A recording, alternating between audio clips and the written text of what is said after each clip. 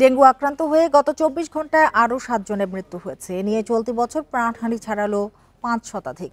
প্রচলিত পরীক্ষায় ৪৯ ভাগ রোগীর ডেঙ্গু শনাক্ত হয় না। চিকিৎসকরা জানান তারাই জটিলতায় ভোগেন বেশি। নির্ভুল রিপোর্ট পেতে NS1 এলাইজা ও RT-PCR পদ্ধতিতে ডেঙ্গু পরীক্ষার পরামর্শ দিয়েছেন বিশেষজ্ঞরা। সকালে ন্যাশনাল ইনস্টিটিউট অব ল্যাবরেটরি মেডিসিনের গবেষণায় এসব তথ্য উঠে আসে। ডেঙ্গু শনাক্তে কোন ধরনের পরীক্ষা বেশি কার্যকর সেটি বের করতে গত বছর ২০০ রোগীর নমুনা পরীক্ষা করে national institute of laboratory medicine. এর মধ্যে RT-PCR ও এলাইজা পদ্ধতিতে ১২৪টি নমুনায় ডেঙ্গু শনাক্ত হয়, আর NS1 ICT পরীক্ষায় ধরা পড়ে ৯৩টি নমুনায়। গবেষণায় দেখা গেছে NS1 ICTর তুলনায় RT-PCR ও এলাইজা পদ্ধতিতে ডেঙ্গু পরীক্ষা বেশি নির্ভুল।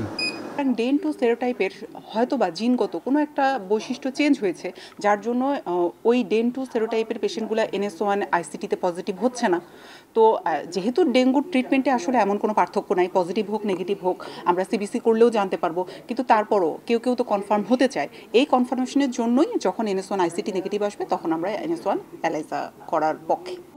NS1 ICT পরীক্ষায় সহজে ও অল্প সময়ে ডেঙ্গু পরীক্ষা করা যায়, তবে এই পদ্ধতিতে সঠিক শনাক্তের হার ৫১ ভাগ।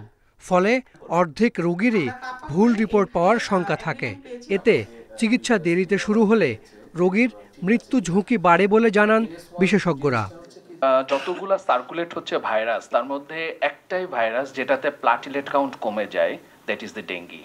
তো ওরকম মানে আপনি ধরেন আবার আরেকটা আছে চিকুনগুনিয়া। এত সিমিলারিটি ডেঙ্গির সাথে কনফিউশনটা হয় আর কি, ডিফারেন্সিয়েট করা ক্লিনিক্যালি খুব মুশকিল হয়ে যায়। NS1 এর সাথে যদি আমরা CBCটা করে হেমাটোক্রিটটা দেখতে পারি আর প্লাটিলেট কাউন্টটা যদি দেখতে পারি, আপনাকে মাথার মধ্যে একটা মানে দিয়ে দিবে, যে ক্লু দিয়ে দিবে। ২০০ নমুনার মধ্যে ডেঙ্গুর ধরন ডেন 2 ৯৬ জন, ডেন 3 ৩০ জন এবং ডেন 2 ও 3তে আক্রান্ত ছিলেন 2 জন রোগী। Hasan Misbah, independent news, Dhaka.